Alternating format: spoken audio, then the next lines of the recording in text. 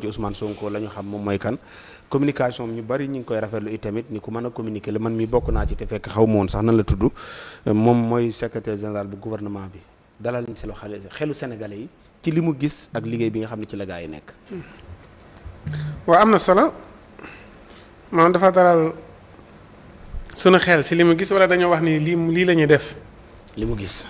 li mu gis de moom man de li mu wax daal moom moo war a nekk comme ça mën nañu fii ak 2025 lii la ñuy def waaye fekkee gis-gis la comme li ma gis la rek loolu moom duñ si mën a nu mu tuddati mais daal ni taxaw ni ñun de lii lañ fiy def dinañ leen def lii wala lii ñu taxawal nii wala waaw kon loolu nañ si bàyyi xel te it gouvernement bi yaakaar naa ñeenti jigéen ministres yi ñeenti jigéen lañ.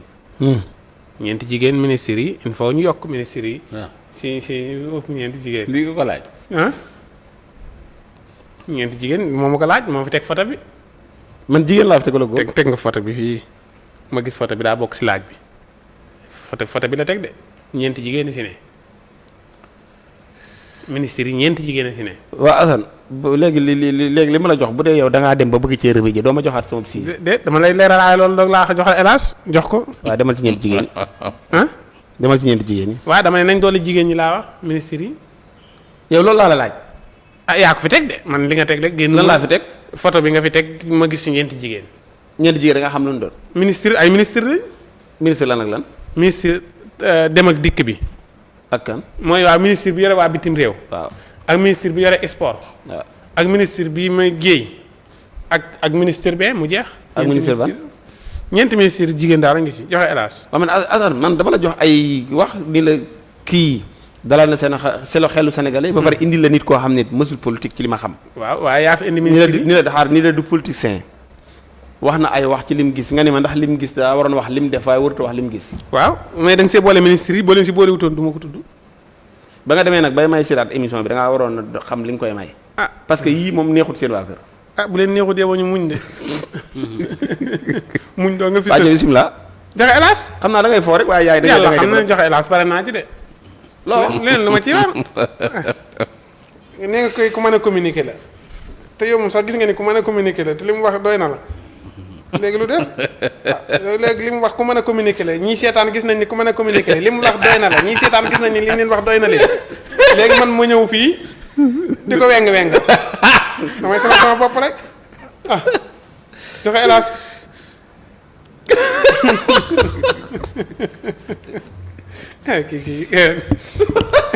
yow da nga maa wax ni waaye communiqué waaye lim communiqué xaw na la indil de non Cissé bi maanaam yow ginnaaw yaa ne ku mën a communiqué la te yow sax d'accord nga ci waaw d'accord waa xaaral da ngaa war na bañ nga waa nit ñi sax ñu ngi naan ku mën a communiqué la nanga man la waaw kii mën a communiqué wax ma dama ko dégg xam nga kañ laa ko njëkk a remarqué ca ba muy communiqué ci wàllum dund gi ñu war a yokk chiffres yi ba mu ciy wax boobu laa ne kii dee wax dëgg yàlla mën na communiqué léegi dama ne la ku ñëw ni la secrétaire général a ngi nii bu gouvernement bi léegi nee na kat moom xelu Sénégal yi na seen xel dal man de li ma gis. ci liggéey bu métti ba ma gis.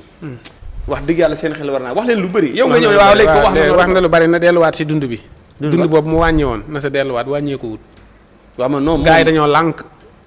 waaw d'accord nañ wut ay takk der ñu wàcc si terrain bi lijjanti ko ndax fi ne nii woote bañ doon waxatuñ sa pour nga woote téléphone ak yooyu gisoo doo dem benn boutique ba tas fa ak benn takk der il faut que takk der yi wàcc si kii bi mën nañ boutique bi nañu toog waaw takk der yi bitig yëpp la ñuy wër man dama leen daan tase ak ñoom jamonoy Macky Sall ni tase na ma ak ñoom si benn pour bu nekk fii ñu dugg yor seen i kay ak yëpp di dugg si biir na ci nguur gi ma nga ci nguur Macky Sall non non yàggut maa tase ak ñoom mu jënd fii ndékk di ngeen gis ñu yor ay kay di dugg si bitig yi ay policier di wër di dugg si bitig yi loolu war naa mën a nekk tase kenn ni ko loo jënd kilo suukar mun la 500 nga ne ko ban bitig mun la bii nga ñëw ne ko merci gis nañ ni yaa ngi topp ndigal li tase kenn loo jëndee kilo suukar mun na 700. mais moom est-ce que moo yor commerce bi. kan moo si wax de yaa ni wax na ci di.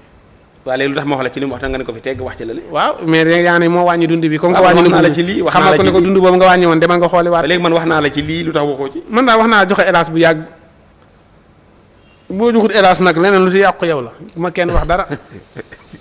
alaaji